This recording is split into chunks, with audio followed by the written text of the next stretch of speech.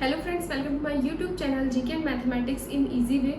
एक अपना मैट्रिक्स चल रहा था, उसका हम पार्ट 2 इस वीडियो में देखेंगे। तो चलिए स्टार्ट करते हैं। पार्ट 1 में हमने मैट्रिक्स के बहुत सारे पॉइंट्स क्लियर कर लिए हैं। अगर आपने वो वीडियो नहीं देखा है तो डिस्क्रिप्शन में आपको उसका लिंक मिल जाएगा। तो चलिए वीडियो को स्टार्ट करते हैं। आज की वीडियो में हमारा सबसे पहला टॉपिक है टाइप्स ऑफ स्क्वायर मैट्रिक्स। ठीक है, स्क्वायर मैट्रिक्स क्या होती है, उसकी क्या क्या मेन इंपॉर्टेंट जो मतलब उसकी जो विशेषता है वो हमने लास्ट वीडियो में देख ली थी। आज हमें क्या देखना है, टाइप्स ऑफ स्क्वायर मैट्रिक्स। ठीक है, रिकॉल करवा देते हैं। सबसे पहले स्क्वायर मैट्रिक्स क्या होता है, एक ऐसी मैट्रिक्स जिसका जो ऑर्डर लिखा हुआ होता है, ठीक है, वो दोनों क्या हो, नंबर सेम हो। ठीक है, यानी जितने उसमें रो है यानी m और जितने कॉलम है n, तो वो दोनों क्या होने चाहिए, इक्वल होने चाहिए। उन्हीं को हम क्या बोलेंगे, स्क्वायर मैट्रिक्स। यानी m और n दोनों की वैल्यू इसमें क्या होनी चाहिए, इक्वल होनी चाहिए। क्लियर?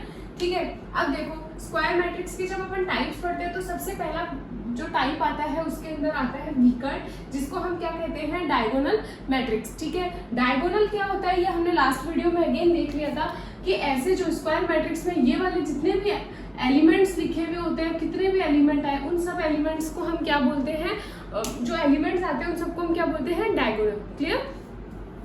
तो सबसे पहला टाइप है विकर्ण या डायगोनल मैट्रिक्स। नाम से हमें दिख रहा है कि एक ऐसा मैट्रिक्स हमें लेना है जिसमें उस विकर्ण को हाईलाइट किया हुआ हो। ठीक है, अगर विकर्ण को हम हाईलाइट कर दें इसका मतलब बाकी के सारे एलिमेंट्स क्या होने चाहिए, 0 होने चाहिए। तो चलिए हम देखते हैं। सपोज मैंने यहाँ पे एक मैट्रिक्स लिखी ए, जिसके नंबर लिखे हुए हैं 1 0 0 0 -3 0 0 0 3/2। ठीक है, ये 3/3 की मैंने क्या लिख रखी है, आपको मैट्रिक्स लिख दी। अब इसके अंदर हम क्या देख रहे हैं कि जो इसका डायगोनल बन रहा है, केवल इस डायगोनल के अलावा जितने भी एलिमेंट लिखे हुए हैं सारे के सारे क्या लिखे हुए हैं, 0। इसीलिए इस टाइप के जितने भी मैट्रिक्स होते हैं उनको हम क्या बोलते हैं, विकर्ण मैट्रिक्स, या फिर हम उन्हें बोलेंगे डायगोनल मैट्रिक्स। इतनी बात क्लियर हुई।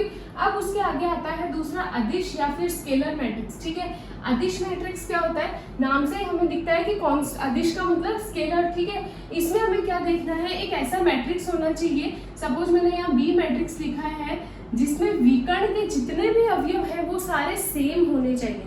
ठीक है, जैसे मैं अगर लिखती हूँ यहाँ पे 2 0 0 0 2 0 0 0 2, अब हमारा विकर्ण हमें दिख रहा है। ठीक है, तो स्केलर मैट्रिक्स में आपको क्या याद रखना है कि सबसे पहला पॉइंट तो सेम ऊपर वाला ही, कि विकर्ण या डायगोनल के अलावा जितने भी एलिमेंट है वो सारे क्या होने चाहिए, 0 होने चाहिए। और जो विकर्ण के अंदर जो एलिमेंट लिखे हुए हैं वो सारे एलिमेंट भी क्या होने चाहिए, इक्वल होने चाहिए। क्लियर?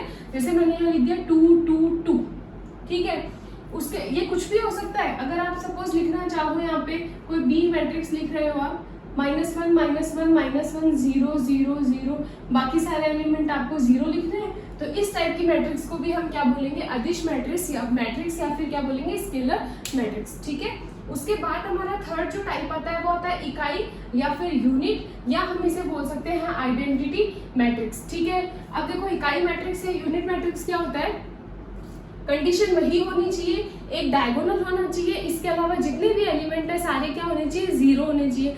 लेकिन इसके अंदर एक कंडीशन और आ जाती है कि डायगोनल के सभी एलिमेंट सेम तो होने चाहिए, लेकिन ऑलवेज कितने होने चाहिए, 1 होने चाहिए। कि जो मैट्रिक्स गिवन अगर आपको है तो सबसे पहली कंडीशन तो ऊपर वाली होनी चाहिए कि जो डायगोनल है उसके अलावा जितने भी एलिमेंट है सारे क्या होने चाहिए, 0 होने चाहिए।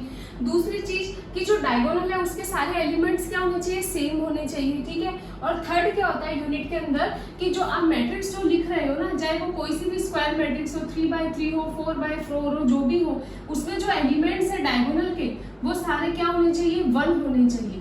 अगर आप यहाँ ये लिखना चाहो 2 2 2, तो उसको हम क्या नहीं बोलेंगे, यूनिट मैट्रिक्स नहीं बोलेंगे, क्या होना चाहिए, 1 ही होना चाहिए। ठीक है, तो ये कंडीशन पे आपको क्या करना है, याद रखना है। -1 भी नहीं चलेगा, यूनिट का मतलब 1 ही आना चाहिए, बाकी के सारे एलिमेंट क्या होंगे इसमें, 0।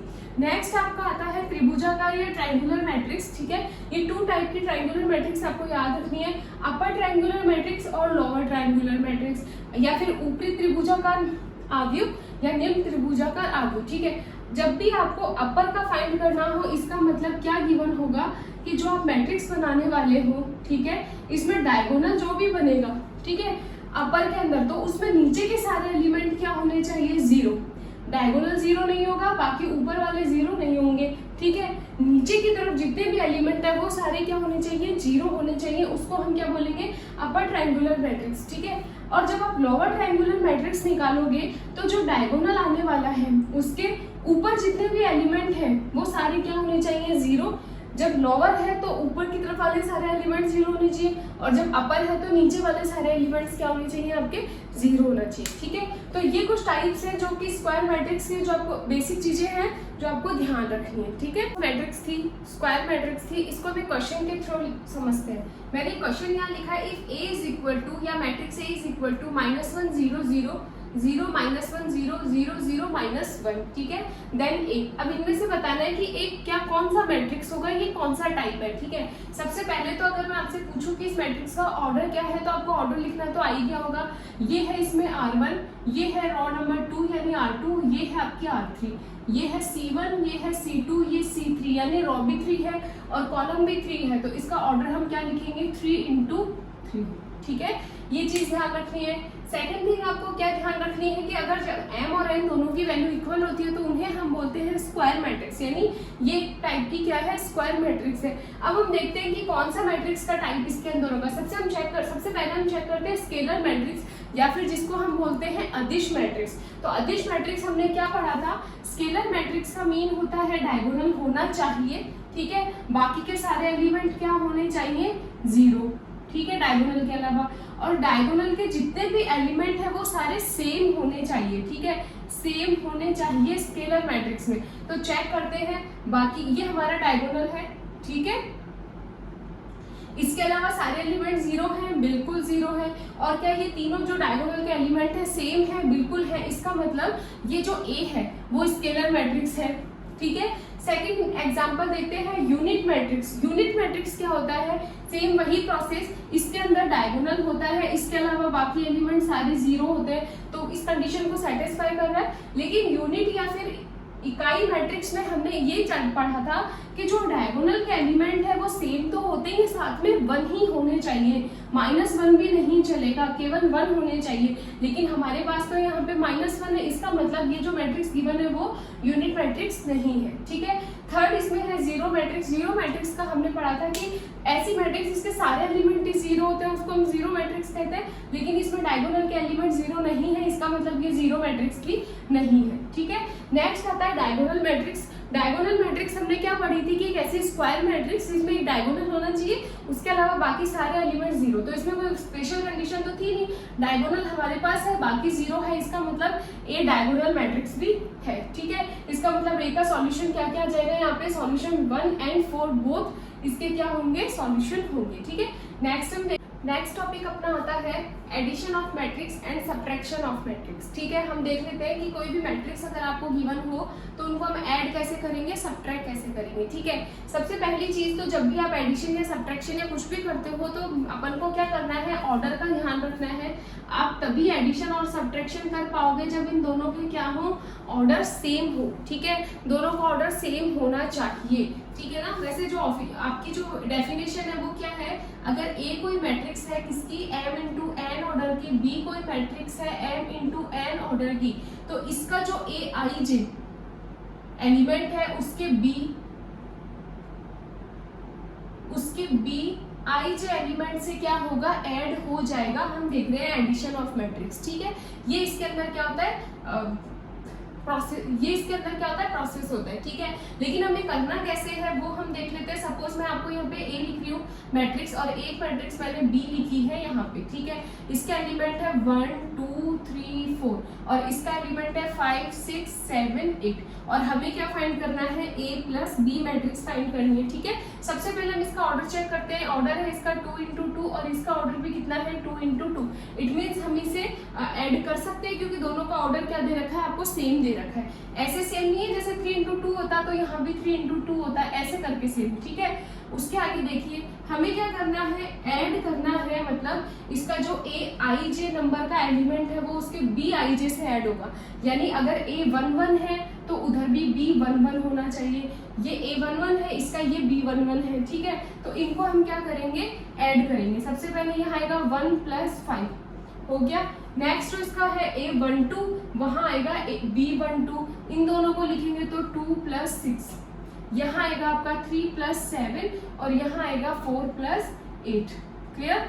उसके आगे हम ऐड करके लिख देते हैं इनको। 5 + 1 कितना होता है 6, 6 + 2 हो गया आपका 8, ये हो गया आपका 10 और ये हो गया 12। तो ये आपकी मैट्रिक्स की आ गई, A + B मैट्रिक्स आ गई, जिसका भी जो ऑर्डर है वो कितना है 2 × 2। तो ये आपको ध्यान रखना है, Aij जो एलिमेंट होगा वो Bij एलिमेंट से ही ऐड होगा। आप कोई और एलिमेंट्स को ऐड नहीं कर सकते, जैसे 1 को 6 से ऐड कर दिया, ऐसा आपको नहीं करना है। ठीक है, तो ये होगा आपका एडिशन ऑफ मैट्रिक्स। ठीक है, इसमें एक चीज और याद रखनी है, चाहे आप A + B करो या फिर आप B + A करो, कुछ भी आप फाइंड करोगे ऑलवेज आंसर क्या आने वाला है, सेम आने वाला है, क्योंकि ये एडिशन हो रहा है। ठीक है, चाहे आप A में B को ऐड करो या B मैट्रिक्स में A को ऐड करो, दोनों टाइम ऑलवेज जो रिजल्ट आएगा वो क्या आएगा, सेम आएगा। ठीक है, उसके आगे हम देखते हैं subtraction of matrix. Same process यही है कि दोनों का जो है ऑर्डर सेम होना चाहिए, M × N, B होना चाहिए M × N का ऑर्डर का ही। ठीक है, अब इसका Aij, अगर आप A - B कर रहे हो तो Aij एलिमेंट में से Bij एलिमेंट को माइनस करना है, या फिर अगर आप B - A कर रहे हो तो पहले एलिमेंट B का लिखना है, तो ये आएगा आपका Bij - Aij। ठीक है, ये ऐसे करना है आपको। इसको एक एग्जांपल से समझते हैं। एक मैंने यहाँ पे मैट्रिक्स लिखी है A 1 2 3 4 और मैंने B मैट्रिक्स लिखी है यहाँ पे 1 2 5 6 7 8। ठीक है, आपको क्या फाइंड करना है, इसमें A - B फाइंड करना है। सबसे पहले हम इसका ऑर्डर चेक करते हैं। इसका ऑर्डर है 2 × 2 और इसका ऑर्डर भी कितना है 2 × 2, दोनों का ऑर्डर सेम है। इसका मतलब इसके अंदर हम सब्ट्रैक्शन एडिशन जो भी आप करो वो कर सकते हो। ठीक, क्वेश्चन में करना है सब्ट्रैक्शन, यानी कि पहले हमें किसके एलिमेंट लिखने हैं, A के, क्योंकि A - B फाइंड करना है। ठीक है, तो A का जो A11 एलिमेंट है इसमें से हमें माइनस करना है B11, यानी आएगा 1 - 5। 2 में से माइनस करना है 6 को, 3 - 7 एंड 4 - 8। ठीक है, इसको सॉल्व कर लिया जाए। 1 - 5 आ जाएगा आपका -4, ये हो जाएगा आपका -4, ये हो जाएगा आपका -4, अगेन ये आपका हो जाएगा -4। ठीक है, ये 2 × 2 ऑर्डर का क्या आ गया, मैट्रिक्स आ गया। तो ये आपका आया है A - B। ठीक है, हमने क्या एडिशन में क्या देखा था कि A + B जो होता है वो इक्वल होता है B + A के। तो चलिए इसमें भी हम चेक कर लेते हैं कि क्या A - B जो है वो B - A के इक्वल होता है या नहीं होता है। अगर होगा तो या इक्वल का साइन लगा देंगे। हमने इसी क्वेश्चन में A - B तो फाइंड कर लिया, जो कि हमारा इतना है।